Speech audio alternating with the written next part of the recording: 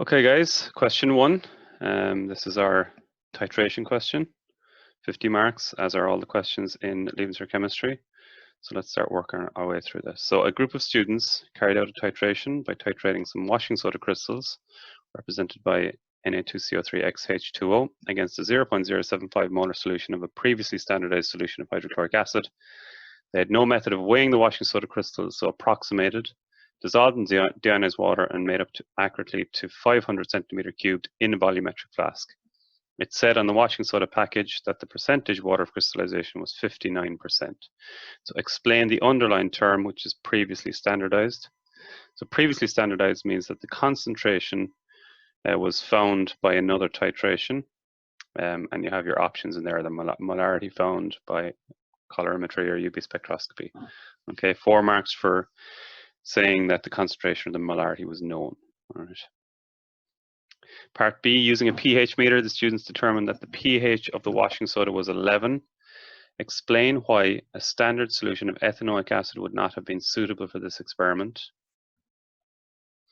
So this would have made this a weak acid versus weak base titration. Okay, sodium carbonate is a weak base, ethanoic acid is a weak acid, and there's no clear end point and no indicator is suitable for this type of titration. Describe the correct procedure for preparing and using a burette in the titration. So for this, you need 3 marks, 3 good points, 3 by 3. Okay, so 9 marks in total.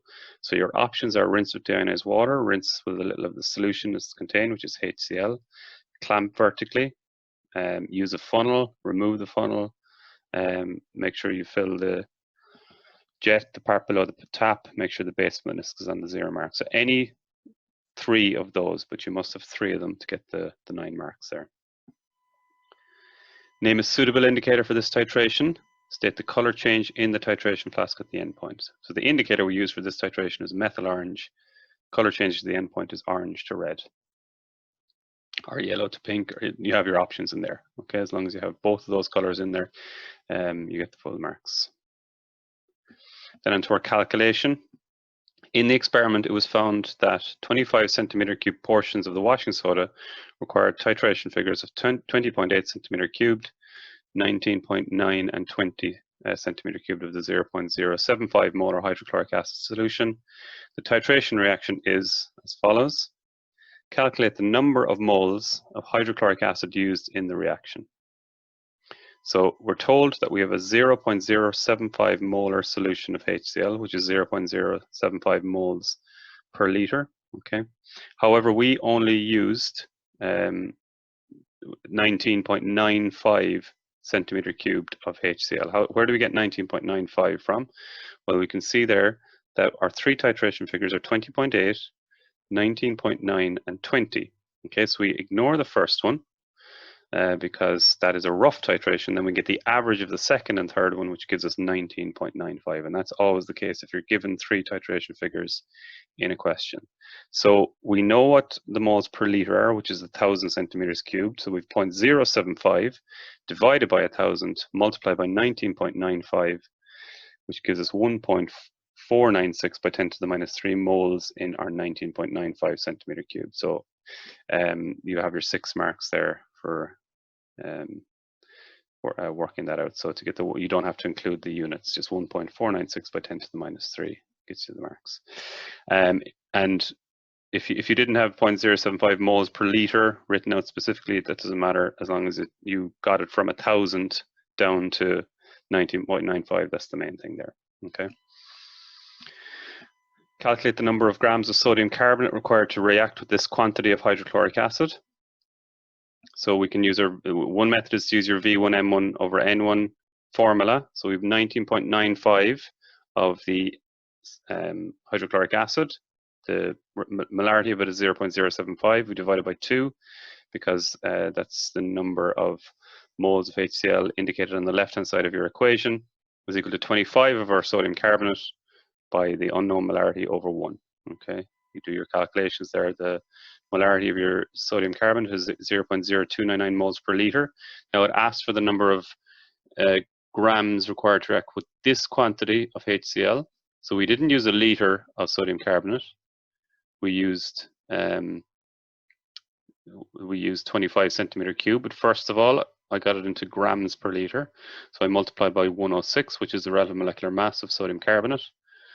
And then I got my grams per 25 centimeter cube. So again, I did 3.169 divided by 1,000 multiplied by 25 is 0.079 grams per 25 centimeter cubed. You could get it from moles per liter to moles per 25, and then into grams. You can do in that order as well. As long as you get your 0.079, you get your marks there.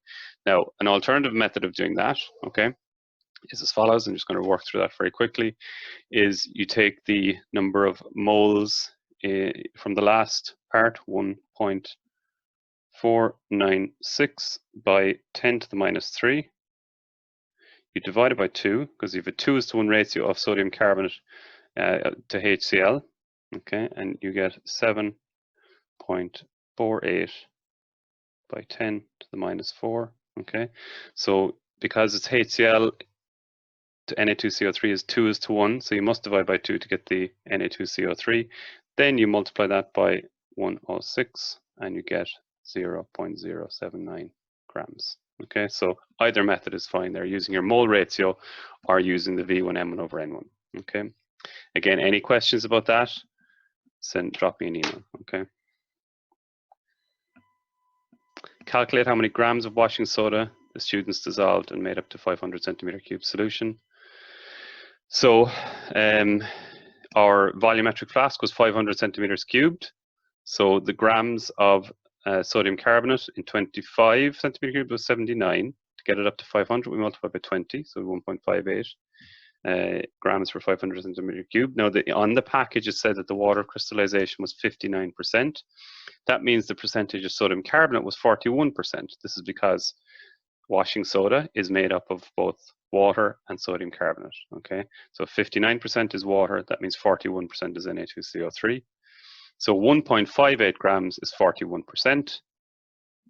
We get 100% by dividing by 41 and multiply by 100, and we get 3.85 grams of Na2CO3 XH2O. So that's how much they weighed out initially using our water crystallization percentage. And then finally, we're asked to calculate the value of X, which is the average number of water molecules in that formula, Na2CO3 XH2O. So again, going back to our percentages, we know that 41% of the total molecule is Na2CO3 because we were told that 59% is water. So that means the relative molecular mass of Na2CO3 is 41% of the overall relative molecular mass. So 106 grams is equal to 41% of the total relative molecular mass of the full molecule. So again, you get 100%. So 106 divided by 41 and multiplied by 100, you get 258.5 grams. Okay, so Na2CO3 XH2O is equal to 258.5. So then we split up our molecule into two parts. Then the Na2CO3 is 106 grams. Water, which is H2O, is 18 grams, and we have X molecules of it. So we have 106 plus 18X gives us 258.5 grams. So 18X is equal to 258.5 minus 106. 18X is 152.5. So X is equal to 8.47, and anything from 8 to 9 is acceptable there to get you your 3 marks. And again, I'm fully aware that there's other methods for working this out. And if you have one and you're not sure about it, send me on a picture of it and I can give you advice on how many marks you would get for it. Okay, so that ends question 1 of our exam.